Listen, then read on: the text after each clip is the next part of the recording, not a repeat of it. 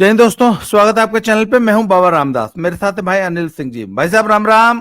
अनिल जी राम राम। जय सिया राम बाबा जी, सभी दर्शकों को जय सिया राम। अनिल सर, महाभारत के कथानक पे आपको मालूम है बहुत सारे अडेप्टेशंस हुए हैं, फिल्में बनी हैं। आपको याद होगा श्याम बेनेगल ने एक फिल्म बनाई थी कलयुग। वो मॉडर्न टाइम्स में it was an adaptation of Mahabharat. उसी तरह प्रकाश झा ने जो राजनीति बनाई थी वो भी महाभारत का एक मॉडर्न अडेप्टेशन था, आपको ध्यान होगा। तो कलयुग की स्टोरी सर ये बताते हैं कि ओरिजिनली जो प्रोड्यूसर या जब योजना बनी ना, तो कलयुग को बकायदा महाभारत ही बनाने की योजना बनी थी। तो उन्होंने कहा भैया महाभारत है, वो पीरियड फिल्म है, उसमें इतने महंगे महंगे सेट और कॉस्ट्यूम्स और वो सब बनेगा, और श्याम बेनेगल जैसा कला फिल्मों का निर्देशक है, उसमें उनके फिल्में बहुत ज्यादा कमर्शियल वैल्यू वाली होती नहीं है। ऐसा है नहीं कि उसको रिक्शा वाला देख के सीटी बजा के एंजॉय करे।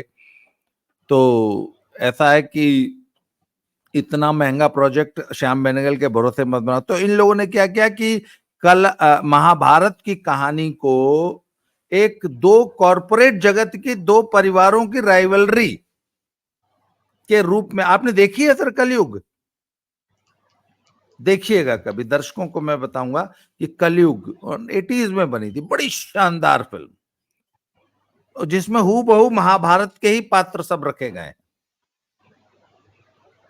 सर उसी तरह से बहुत सी कालजयी पुस्तकें हैं, कालजयी कहानियां हैं जिन पे अडेप्टेशंस बनती रहती हैं और लोग इंस्पिरेशन होते हैं। तो मेरे दिमाग में जब मैं आपसे कल परसों हम लोग इतने दिनों से बात कर रहे थे तो एक ध्यान आया कि ऐसी ही एक चर्चा की जाए, थोड़ी लीक से हट के होगी, है ना। और लोग राजनीति सुन सुन के बोर हो गए तो राजनीतिक चर्चा हो पर किसी नए फ्लेवर के साथ, नए कलेवर में, नए अंदाज में, कुछ अलग किस्म की चर्चा। तो मुझे ये बताइए, आपने गॉडफादर पढ़ा है? मारियो पुज़ो जी पढ़ा है जी। फिल्म भी देखी है, हैं? फिल्म भी देखी है जी। और मुझे ये बताइए कि अगर गॉडफादर को मॉडर्न परिप्रेक्ष्य में भारतीय राजनीति में अडेप्ट किया जाए और डॉन कॉर्लियोने की जगह या माइकल विटो कॉर्लियोने की जगह या माइकल की जगह डॉन माइकल कॉर्लियोने की जगह मोदी को रख दिया जाए, तो आज की जो परिस्थितियां हैं उसमें मोदी क्या करते? डॉन कॉर्लियोनी होते अगर मोदी की जगह तो क्या करते? ये मैं आपसे चर्चा करना चाहता हूं। शुरू कीजिए, ओपनिंग रिमार्क दीजिए, उसके बाद बात करते हैं। सबसे पहले तो बाबा जी इतनी विचारोत्तेजक चर्चा के लिए, मेरा चयन करने के लिए मैं आभार प्रकट करता हूं आपका। बड़े बड़े विद्वान भी आप बुला सकते थे लेकिन आपने मुझे चुना, इसके लिए धन्यवाद। तो इसके बाद बाबा जी चर्चा को आगे बढ़ाने से पहले आपके उन दर्शकों के लिए जो नई पीढ़ी के हैं और आपके दर्शक वर्ग में ऐसे लोगों की संख्या काफी ज्यादा है, तो मैं संक्षेप में गॉडफादर की कहानी जो है वो बता देना चाहता हूं। आप तो अवश्य ही परिचित हैं उससे कि गॉडफादर जो है ये 1960s का उपन्यास है। 1960 के ही आसपास लिखा गया था और उसके 2-4 साल के बाद ही जो है ये इसका फिल्मीकरण हुआ। तो गॉडफादर की कहानी एक ऐसे व्यक्ति की कहानी है जो इटली के माफिया के अत्याचारों से पीड़ित हो करके जान बचाने के लिए वहां से भागा और अमेरिका आया। अमेरिका में आकर के भी जो है वो जीवन इतना सरल नहीं है, कुछ टेढ़े मेढ़े काम करने पड़ते हैं उसको, और परिस्थितियां जो है कुछ इस प्रकार का टर्न लेती हैं कि वो एक गॉड फादर बन जाता है। अब गॉड फादर जो है उसकी उसका जो वर्णन किया गया है, चरित्र चित्रण जो किया गया है उपन्यास में, वो अंडरवर्ल्ड को कंट्रोल करता है पूरा। और ऐसा दिखाया गया है कि अमेरिका में उस समय जो है उनके जैसे और भी कई लोग गॉडफादर थे न्यूयॉर्क में ही जो है वो 5 और एक 6 फैमिलीज थी जो पूरे अंडरवर्ल्ड की विभिन्न एक्टिविटीज को और विभिन्न एरियाज को कंट्रोल करती थी।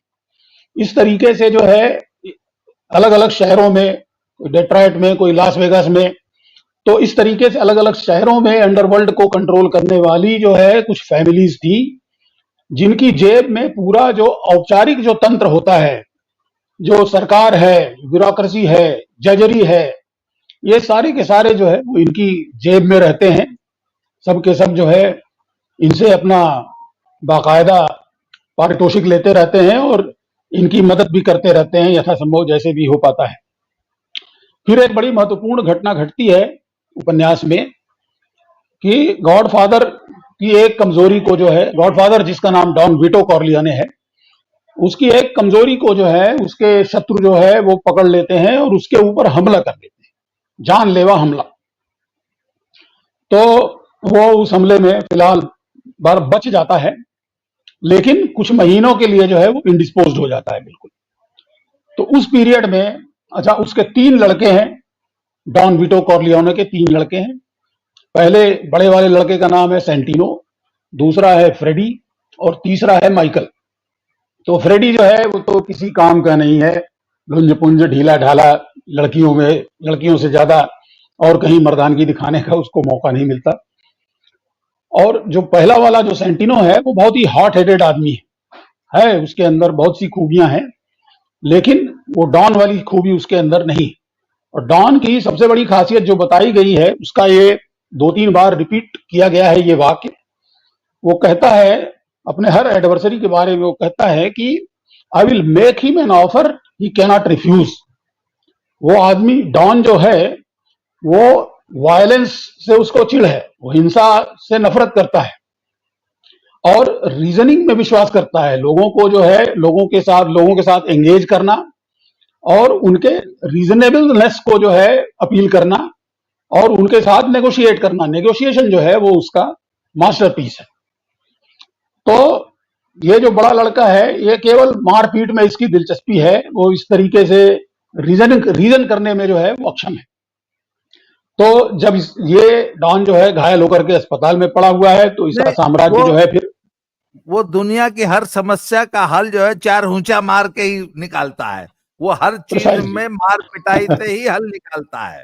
एग्जैक्टली मतलब वॉर टाइम डॉन के लिए वो बहुत अच्छा है, लेकिन नॉर्मल सर्कमस्टांसेस में जिसमें नेविगेट करना पड़ता है तरह तरह के रास्तों से, उसमें वो अक्षम है। डॉन इस चीज को पहचानता है, उसका बाप जो है विटो कॉर्लियोने। तो थोड़ी देर के लिए जो है बागडोर इस बड़े वाले के हाथ में आती है और दूसरी घटना ये घटित होती है कि माइकल कॉर्लियोने जो है उसको ये पता लगता है कि जो डॉन के ऊपर हमला करने वाले जो लोग हैं वो दोबारा हमला करेंगे उसके ऊपर। और वो इतना सुरक्षित एनवायरनमेंट में वो रह रहा है, अपनी सिक्योरिटी इस तरीके से वो मैनेज कर रहा है वो हमला करने वाला, कि उसके पास तक पहुंचना किसी ऐसे व्यक्ति के लिए संभव नहीं है जिसका कोई रिकॉर्ड हो, जिसके बारे में सब जानते हो। और माइकल जो है वो एक अमेरिकन सेना या एयरफोर्स में एक कमीशन अफसर है और फैमिली बिजनेस में ऐसा उसका कोई इंटरेस्ट है नहीं, लेकिन वो अपने बाप से उसको बहुत ही प्रेम है। और जब वो देखता है कि लोग उसके बाप के पीछे पड़े हुए हैं और उसके अलावा कोई दूसरा आदमी नहीं है जो उसको मार सकता है, जो डॉन के ऊपर हमला करते हैं जो लोग, तो फिर वो ये फैसला करता है कि मुझे मारना ही पड़ेगा।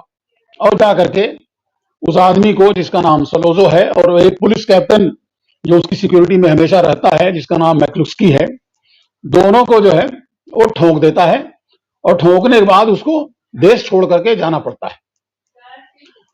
और जब वो देश छोड़ करके चला जाता है और इस पे एक तरीके से इनका जो साम्राज्य है वो मतलब नरे राजा विहीन पड़ा हुआ है, तब डॉन जो है वो अस्पताल से बिस्तर से उठ करके, नहीं सॉरी, और इसी बीच में वो बड़े वाले लड़के को जो कि हॉट हेडेड है सोनी कॉर्लियोने, उसको भी मार देते हैं सब।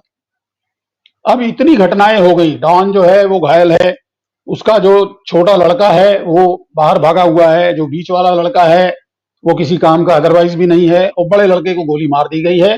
तो मतलब स्थितियां जो है वो पूरी तरह से इस नियंत्रण से बाहर हैं। तो ऐसे में जो है वो डॉन उठ करके वापस आता है अस्पताल के अपने बिस्तर से और फिर से कंट्रोल में लेता है चीजों को। अब उपन्यास जो है कुल वैसे 500-550 पेजेस का है, लेकिन उसका जो जिस्ट है, जो सबसे मतलब इंटरेस्टिंग पार्ट है, वो 300वें पेज के आसपास है, प्लस माइनस 10 पेज। आप 290 से लेकर के 320 पेज तक पढ़ जाएं तो शिक्षा लेने के लिहाज से पूरी शिक्षा जो है आपको उसमें मिल जाएगी।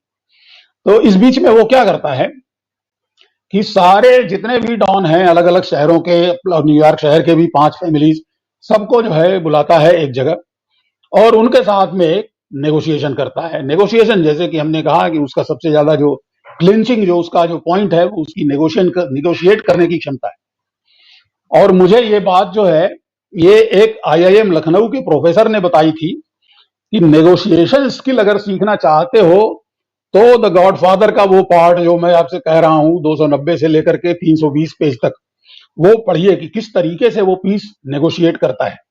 खैर उस डिटेल में मैं नहीं जाऊंगा, लेकिन नेगोशिएशन का जो नतीजा है वो ये है कि वो कहता है कि भाई ठीक है, जिस चीज के लिए ये झगड़ा आगे बढ़ा, जिस चीज के लिए मेरे ऊपर आप लोगों ने हमला करवाया, जिस चीज के लिए जो है मेरा लड़का मारा गया और उसके एक राइवल डॉन का भी एक लड़का है ना, कॉर्लियोने फैमिली के लोगों ने जो है मार दिया था।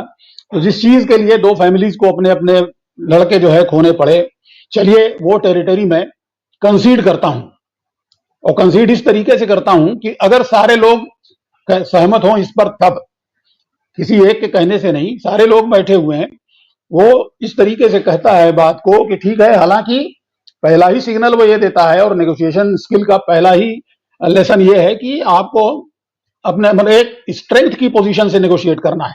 आपको ये बता देना है कि भाई आप कोई डिस्ट्रेस में जो है ये नेगोशिएशन नहीं कर रहे हैं, आप सक्षम है, आप उनकी बात अगर नहीं भी मानते हैं तो भी वो सक्षम है अपनी चलाने में।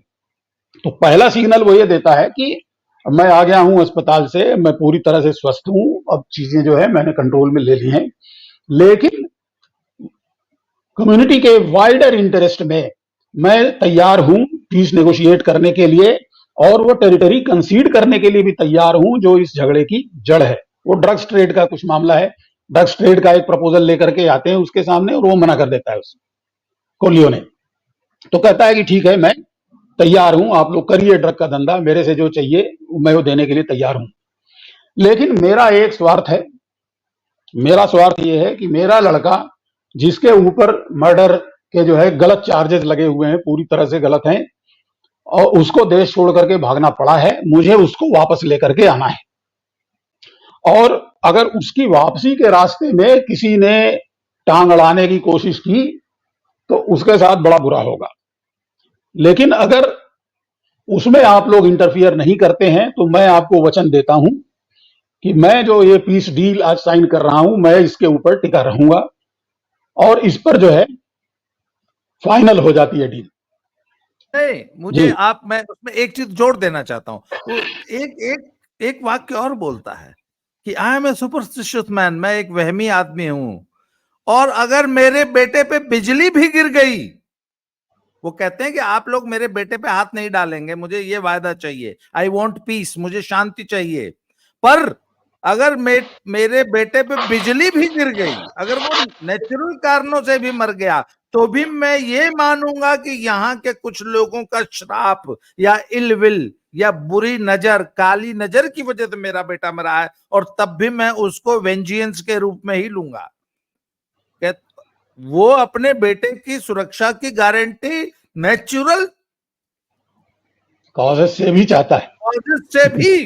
वो कहता है कि किसी भी कीमत पे अगर मेरा बेटा एक्सीडेंट में भी मर गया तो मैं मानूंगा साले तुम ही लोग मरवा दिए हो।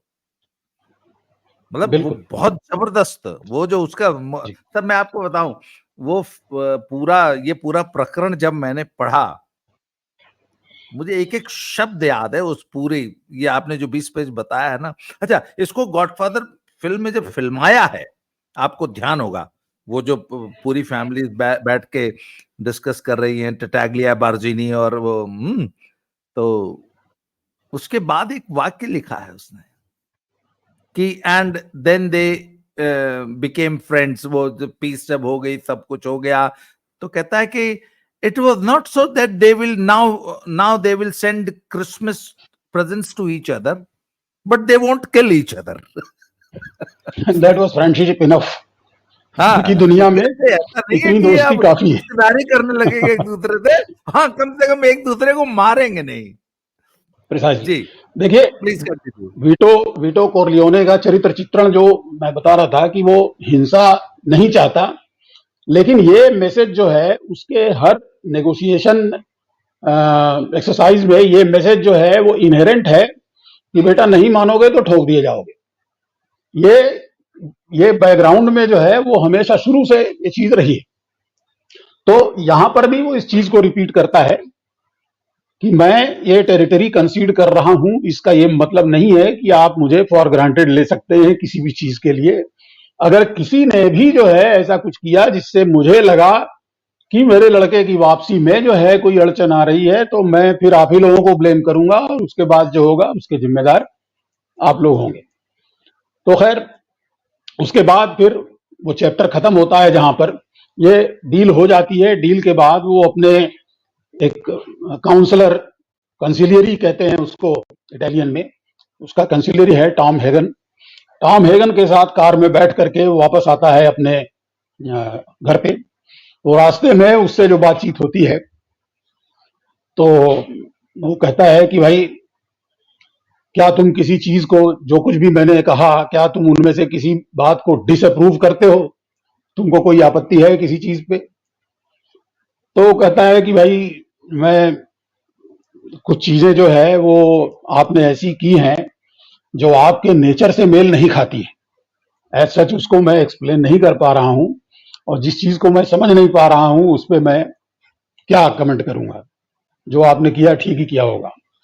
फिर अच्छा, मतलब वो ये कहता है कि कुछ बातें या कुछ समझौते आपने ऐसे किए जो आपके स्वभाव से मेल नहीं खाते हैं।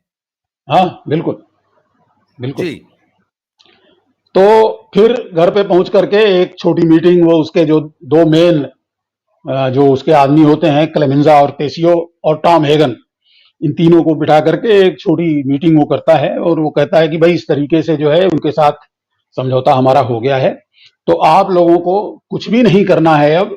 अगर उनकी तरफ से कोई प्रोवोकेशन आता भी है तब भी आप लोगों को जो है रिस्ट्रेंट अपना बनाए रखना है, जब तक कि मेरा लक्ष्य है कि जब तक कि मेरा लड़का जो है वो वापस नहीं आ जाता इटली से। वहां भी छिपा, मतलब उसको छिप के रहना पड़ा है। और जैसे कि लिखा हुआ है उपन्यास में कि वहां भी उसके ऊपर हमले होते रहते हैं। तो खैर, उसके बाद जो है वो लौट करके आ जाता है माइकल, काफी लंबे प्रयास के बाद। मतलब ये नेगोशिएशन के बाद जो है 1 साल से अधिक का समय लग जाता है उसको वापस ले आने में।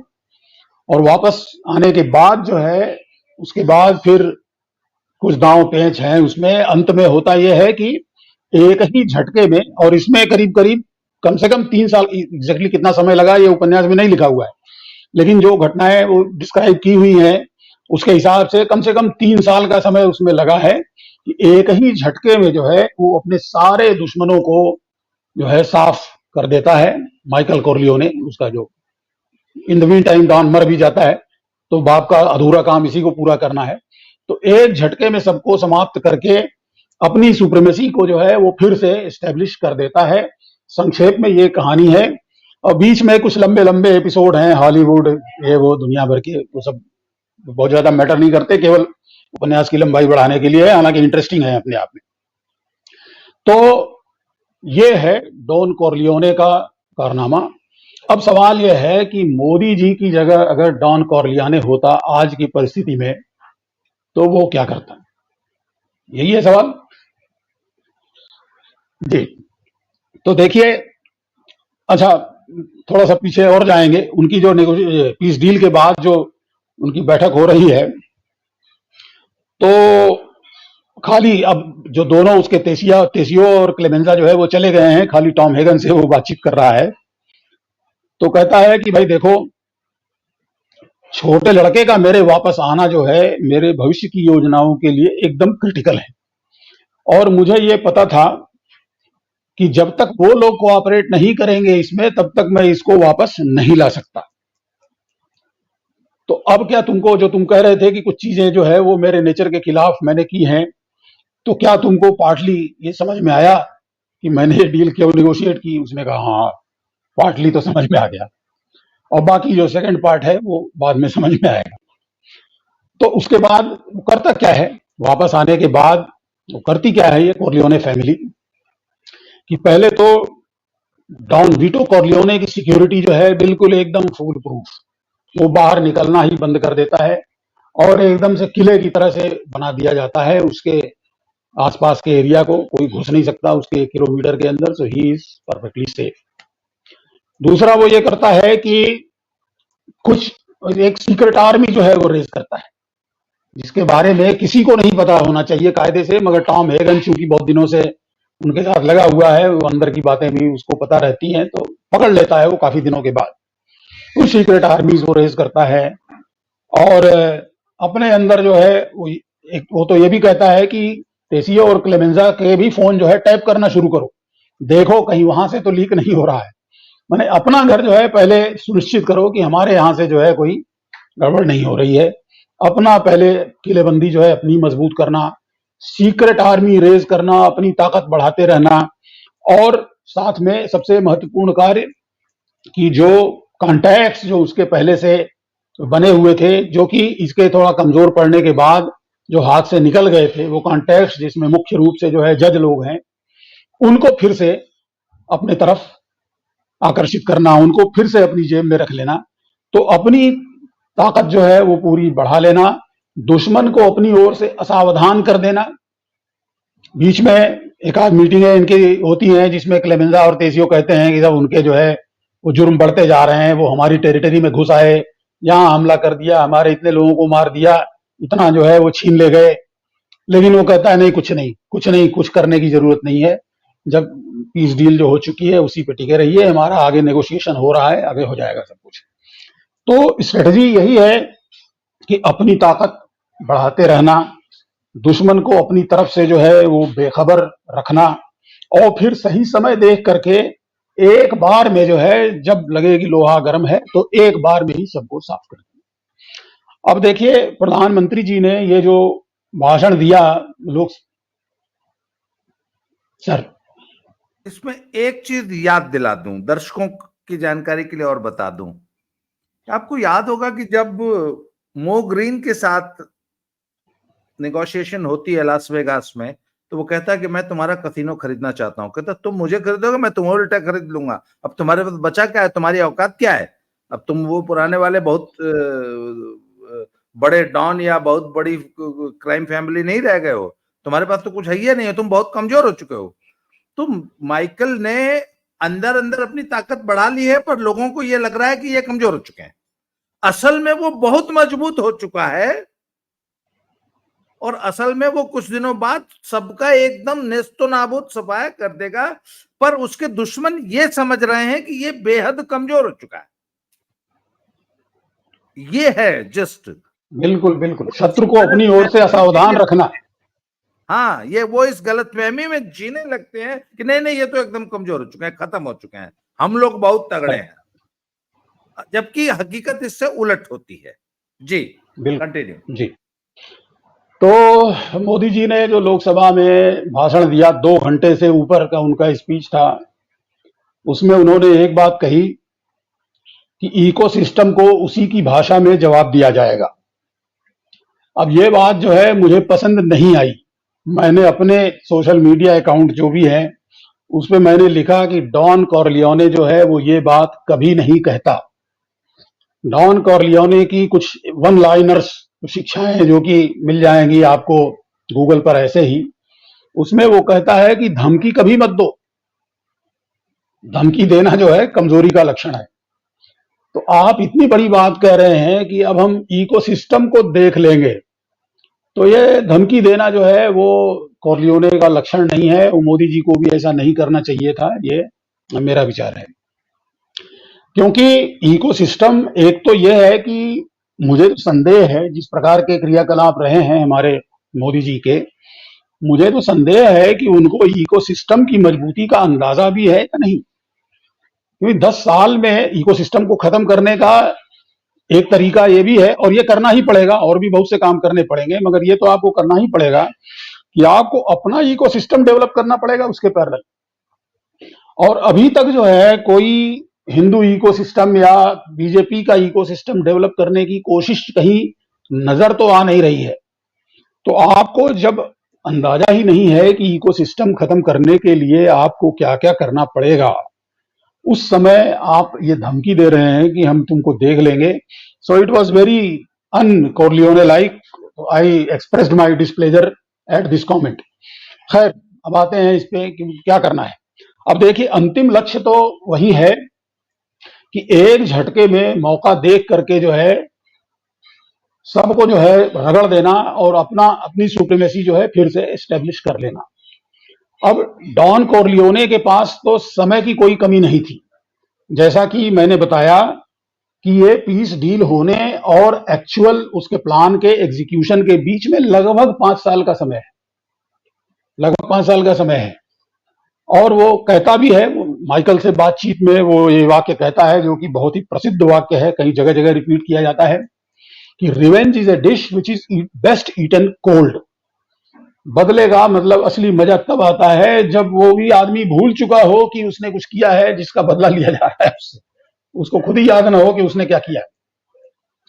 तो उसके पास तो समय की कमी नहीं थी। लेकिन मोदी जी के लिए जो है ये एक कंस्ट्रेंट है जिसमें वो ऑपरेट कर रहे हैं कि इनके पास जो है इनफाइनाइट टाइम नहीं है। इनको निश्चित समय सीमा के अंदर ही कुछ करना है, और अगर नहीं कर पाए तो ये ढेर हो जाएंगे अगले चुनाव में। जैसा कि अभी हमने देखा, कल ही 13 विधानसभा के उपचुनावों की जो है के नतीजे आए हैं और वो कुछ भाजपा के फेवर में नहीं रहे हैं। हिमाचल प्रदेश के बारे में कहा जाता है कि वहां की हालत बड़ी खराब है, लेकिन फिर भी लोग कांग्रेस को वोट दे रहे हैं। तो कुछ तो होगा भाई वहां पर भी जो बीजेपी के अगेंस्ट है। तो बहुत तेजी से इनको जो है रिट्रीव करना है सिचुएशन। तो उनके पास इतना समय नहीं है। अब मैं समझता हूं, मेरी अपनी थिंकिंग के हिसाब से, इनके पास कितना समय है, इनको अचीव करना है सब कुछ लगभग 2.5 साल के अंदर। 2.5 साल इसलिए क्योंकि 2.5 साल के बाद जो है उत्तर प्रदेश के चुनाव हैं, बहुत ही क्रिटिकल है इनके लिए। और उसी के बाद जो है वो राष्ट्रपति और उपराष्ट्रपति के चुनाव है। तो मैं तो ये समझता हूं कि उत्तर प्रदेश के चुनाव के साथ, उत्तर प्रदेश के चुनाव में धमाकेदार जीत दर्ज करने के साथ इनको लोकसभा भंग करके चुनाव करा लेना चाहिए, और राष्ट्रपति चुनाव और उपराष्ट्रपति चुनाव जो है वो नई लोकसभा के साथ जो है उसमें जाए। ये मेरा अपना विचार है, कोई जरूरी नहीं है कि आप एग्री करें इससे। अब सवाल यह है कि ये कैसे करेंगे। तो देखिए, अब इनके लिए चूंकि कदम कदम पर जो है टेस्ट है।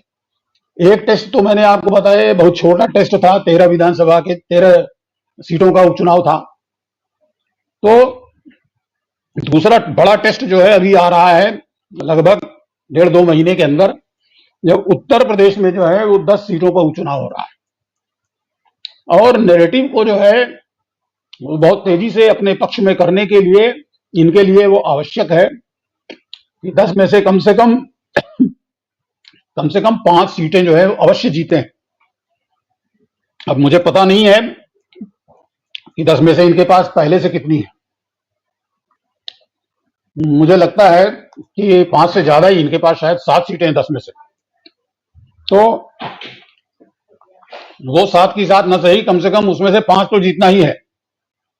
तो ये करने के लिए सबसे बढ़िया स्ट्रेटजी इनके लिए ये हो सकती है कि ये कम से कम इस 10 सीटों के उपचुनाव के लिए उत्तर प्रदेश की जो है पूरी कमांड और कंट्रोल जो है वो योगी जी के हाथ में दे दें कि भाई आप ही करिए, आप ही कैंडिडेट्स का चयन करिए, आप ही कैंपेन डिजाइन करिए, जो करना है आपकी। तो इससे जो है एक तो ये सबसे ज्यादा संभावना सफलता की जो है इसी स्ट्रेटजी में है। और दूसरी बात, अगर योगी जी असफल होते हैं तो जैसी कि चर्चाएं चल रही हैं मार्केट में कि भाई योगी जी जो है वो लाइबिलिटी बन चुके हैं, फिर आप उनको हटा दीजिए किसी तरीके, किसी बढ़िया कारण बता करके, किसी प्रिटेक्स्ट पर उनको आप बदल सकते हैं। अच्छा, उसके बाद दूसरा टेस्ट जो है इनका होने वाला है, 3 राज्यों के चुनाव हैं और हो सकता है तीनों एक साथ हों इस बार, हरियाणा, महाराष्ट्र और झारखंड। तो यहां पर भी जो है वो अपना ये तीनों जीतना उनके लिए क्रिटिकल है। तो ईमानदारी की बात यह है कि इन तीनों राज्यों में हालात इतने खराब नहीं हैं जितने कि सरसरी तौर पर चुनाव के नतीजों को देखने से लगते हैं। हरियाणा में तो इनको ज्यादा ही वोट मिले हैं कांग्रेस से, सीटें बराबर बराबर शेयर हो गई हैं, मगर वोट इनको ज्यादा मिले हैं। थोड़ा सा रीअलाइनमेंट फोर्सेस का जो है ये अगर सुनिश्चित कर ले तो वहां पे जीत सकते हैं बड़े प्रेम से। झारखंड में तो सीटें भी ज्यादा जीते हैं, वोट भी ज्यादा मिले हैं, वहां भी थोड़ा सा रीअलाइनमेंट जरूरी है, वहां पे लैंडस्लाइड हो सकता है। महाराष्ट्र में भी इनको जो है केवल 0.5% वोट कम मिले हैं महाविकास अघाड़ी के मुकाबले, लेकिन वो कुछ अरिथमेटिक सीटों का इस तरीके से बैठ गया कि बहुत ज्यादा सीटें मिल गई, एमबीए को इनकी कम रह गई। तो वहां पर भी ये जो डॉन का जो मैंने आपको बताया कि पहले अपना घर जो है उसको ऑर्डर में ले आना, तो इसी का एक पार्ट ये रहेगा कि भाई ये 3 उपचुनाव तो हमको, ये 3 चुनाव जो है वो जीतने ही जीतने हैं, ये तीनों जीतना। उसके बाद एक अगला जो पार्ट है इकोसिस्टम, जिसकी वो बात कह रहे हैं कि इकोसिस्टम को उसी की भाषा में जवाब दिया जाएगा, तो अपना इकोसिस्टम खड़ा करना। अच्छा, यहां एक बात और मैं कह दूं कि मैं कम से कम 15 साल से एक जबरदस्त मोदी भक्त हूं, और मोदी जी की कैपेबिलिटीज में जो है मुझे कोई संदेह नहीं। हालांकि उनके बहुत से काम ऐसे हैं जिनको मैं अप्रूव नहीं करता, लेकिन वो क्या करने में सक्षम है इसके संबंध में जो है मुझे कोई गलतफहमी नहीं है। वो सब कुछ कर सकते हैं, और मेरा तो ये भी विश्वास है कि कुछ दिव्य शक्तियां जो है अवश्य ही उनके साथ लगी हुई हैं, उनको प्रोटेक्ट कर रही हैं। अदरवाइज जिस तरीके का ये कैंपेन इंटरनेशनल डीप स्टेट ने उनके खिलाफ चलाया, जो कि हर जगह सक्सेसफुल वो लोग रहे हैं। फ्रांस में देखिए एक जीती हुई पार्टी को हरा दिया। तो उनके इतने जबरदस्त दबाव के बावजूद यहां पर मोदी जी का जीत करके आ जाना, निश्चित रूप से भाग्य उनके साथ है, उनको एक मौका और दे रहा है कि पीछे जो गलतियां जो उनसे हुई हैं उनको वो ठीक करे। और इसमें देखिए कितना एक अनएक्सपेक्टेड कॉर्नर से उनको सहयोग मिल रहा है, जहां से कभी आपने उम्मीद नहीं की होगी। जुडिशरी ने ये जो फैसला दिया है 3-4 दिन पहले, हम लोग कल भी इसकी बात कर रहे थे, जिसमें उन्होंने ये कहा है कि सेक्युलर लॉ जो है उसको प्रेफरेंस मिलनी चाहिए कम्युनल पर्सनल लॉज के ऊपर। तो ये उनके ये फैसला दे देने के बाद यूसीसी में अब क्या दिक्कत रह गई? यूसीसी का तो मतलब यही है कि जो एक लॉ है, कॉमन लॉ, वही सबके ऊपर चलेगा। कोर्ट ने बोल दिया अब आप ले आइए यूसीसी, और यूसीसी ले आने से जो है वो एक झटके में समझिए कि इनके सारे डिजाइन्स जो दूसरे लोग बहुत उछल रहे हैं इस समय, इनके सारे डिजाइन्स जो है वो बिल्कुल गड्ढे में चले जाएंगे। इनको समझ में आ जाएगा कि भाई कुछ नहीं हो सकता, इनका कुछ नहीं हो सकता। तो इनको इस माहौल का फायदा उठा करके यूसीसी जल्द से जल्द जो है इसको ले आना चाहिए। या तो कोर्ट ने बोल दिया है, कोर्ट ने तो पहले भी बोला हुआ है, लेकिन अब इस फैसले के आ जाने के बाद तो इनको निश्चित रूप से ताकत मिलती है ये काम करने के लिए, ये इनको कर देना चाहिए। और अपना इकोसिस्टम, और इकोसिस्टम का एक बड़ा महत्वपूर्ण पार्ट है लीगल इकोसिस्टम। इसके बारे में हम बहुत दिनों से कह रहे हैं कि हिंदुओं का एक होना चाहिए अपना एक लीगल इकोसिस्टम, जो कि इनकी हर बात को, जैसे मोदी जी के हर फैसले को लोग लेकर के सुप्रीम कोर्ट में पहुंच जाते हैं, प्रशांत भूषण जैसे लोग हैं जो ये सोचते हैं कि बिना उनसे पूछे मोदी को कुछ करना ही नहीं चाहिए, जब तक उनको ना पसंद आए तब तक कोई फैसला न करें मोदी, कोई पोस्टिंग न करें। दिल्ली में जो है नया पुलिस कमिश्नर बनाया, उसके खिलाफ चले गए कोर्ट में, इलेक्शन कमिश्नर एक बनाया, उसके खिलाफ चले गए कोर्ट में। तो इस तरीके से वो इनके कोर्ट में जाने के खिलाफ कोर्ट में जाना शुरू करे, या इनके राज्य सरकारों के फैसलों के खिलाफ कोर्ट में जाना शुरू करें। उनके रास्ते में भी जो है कुछ अड़ंगेबाजी हो, उनको भी लगे कि भाई मैदान उनके लिए खुला नहीं है। अपना इकोसिस्टम डेवलप करना। अब देखिए सोशल मीडिया का चुनाव के लिए उपयोग सबसे पहले मोदी जी ने ही शुरू किया। 2013 के गुजरात चुनाव में, 14 तो बाद में आया, 2013 के गुजरात के 12 के विधानसभा चुनाव में मोदी जी ने फेसबुक और यूट्यूब का जितना बेहतरीन इस्तेमाल किया, तो उससे पहले तो किया ही नहीं था किसी ने। तो उसमें जो है वो लीड ले रखी थी मोदी जी ने, भारतीय जनता पार्टी ने, लेकिन इस चुनाव में आप देखिए कि इनको पछाड़ दिया। विरोधी इकोसिस्टम ने जो है सोशल मीडिया पर प्रचार में इनको पछाड़ दिया, और ये लोग जो है यही सोचते बैठे रह गए कि एक्चुअल ग्राउंड पे तो वो कुछ कर ही नहीं रहे हैं, ग्राउंड पे तो हम ही नजर आ रहे हैं। मगर सोशल मीडिया पर जो है मात खा गए, जिसका नतीजा ये हुआ कि एक्चुअल चुनाव में भी मात खा गए। तो पहला मैंने बताया कि योगी जी को फ्री हैंड देना कम से कम इस चुनाव के लिए, और इसमें अगर सफलता उनको मिलती है तो उनको और ज्यादा जो है ताकत देना। जैसे कि खबरों में तो ये आता है कि हर तरीके से जो है उनके हाथ पैर बांध रखे गए हैं, दो उप मुख्यमंत्री। ऐसा ये उप मुख्यमंत्रियों का सिस्टम यार बंद होना चाहिए। ये ऐसा नहीं है कि खाली उत्तर प्रदेश में किया गया है, ये लोग हर जगह बैठा देते हैं 2 उप मुख्यमंत्री। भाई आपका काम है कि जिसको भी आपने बैठाया है कुर्सी पे, जैसे अभी उड़ीसा में ताजा एक मुख्यमंत्री बनाया है, 2 उसके साथ में लटकन लगा दिया, जो ये इंश्योर करें कि उसको काम ही न करने दें बिल्कुल। तो भाई ये सिस्टम बंद कीजिए, वंस एंड फॉर ऑल सारे झगड़े जो है उनको निपटाइए, और जिस आदमी के ऊपर आप भरोसा कर रहे हैं डिलीवर करने के लिए, उसको टाइम दीजिए, मौका दीजिए, एनवायरनमेंट दीजिए उसको अपना काम करने के लिए। तो अपना किला मजबूत करने की बात मैंने की, किला मजबूत करने के साथ पैरेलल इकोसिस्टम खड़ा करना, और जब धीरे धीरे आपको नजर आने लगे कि उनकी कमजोरी, ये 3 उपचुनाव, जैसे 3 राज्यों के आप चुनाव जीत जाते हैं, यहां पर योगी जी जो है जो भी इनकी कमजोरियां हैं कम्युनिकेशन वगैरह की, वो सारा ये ठीक कर लेते हैं। ये अभी इस चुनाव में जो हुआ है कि कुछ वर्ग जो है आपसे छिटक गए हैं, न वो आपके साथ परमानेंटली लगे हुए थे, न ये परमानेंटली छिटक गए हैं आपसे। आप जो है उनको बड़े आराम से वापस अपने पाले में खींच सकते हैं। इसमें थोड़ा समय लगेगा, जैसे कि मैंने बताया कि डॉन को भी जो है वो सारे जज जो खिसक गए थे उसके कैंप से, इनको कमजोर समझ करके उधर चले गए थे, तो वो वापस उनको ले आने में जो है उसको करीब 2 साल का समय लगा। तो इतना समय जो है हम दे रहे हैं इनको भी, कि अपनी ताकत जो है जब आपको लगे कि बढ़ गई है, तो एक झटके में जो है एक one country one election, one nation one election की जो बात हो रही है, और ये इस तरीके से भी किया जा सकता है बाबा जी कि इसके लिए चुनाव संशोधन की जरूरत, ये संविधान संशोधन की जरूरत न पड़े। आप बड़े आराम से कर सकते हैं, आपके पास पावर है। 356 एक आर्टिकल जो है वो आपने अभी तक उसका इस्तेमाल नहीं किया है कहीं। 2 बार अरुण जेटली के टाइम में अरुणाचल प्रदेश और उत्तराखंड में किया गया, दोनों को 1 हफ्ते के अंदर जो है, एक तो हाई कोर्ट ने, शायद दोनों को हाई कोर्ट ने ही निरस्त कर दिया एक झटके में।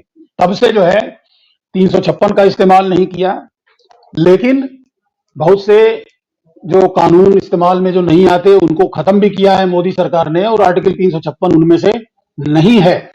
356 अभी भी एग्जिस्ट कर रहा है, और आपके पास ये चॉइस है कि आप जब चाहें तब किसी भी राज्य की सरकार को धारा 356 में प्रदत्त अपने अधिकारों का इस्तेमाल करते हुए बर्खास्त कर सकते हैं। तो आपको धारा 356 का प्रयोग जो है वो एक झटके में 5-7 राज्यों में करके, बड़े बड़े राज्यों में कम से कम जो है, पूरे स्टेट देश में न सही, ऐसे राज्यों में जहां से कि कम से कम 3/4 लोकसभा की सीटें आती हैं, उन राज्यों की सरकारों को जो है एक झटके में भंग करके लोकसभा के चुनाव साथ में करवा लीजिए। ये बिल्कुल सही स्ट्रेटजी रहेगी, सारे के सारे शत्रु जो है वो एक झटके में ढेर हो जाएंगे। जी बाबा जी, इसके बाद अगर आप कोई प्रश्न पूछना चाहें तो आगे चलें।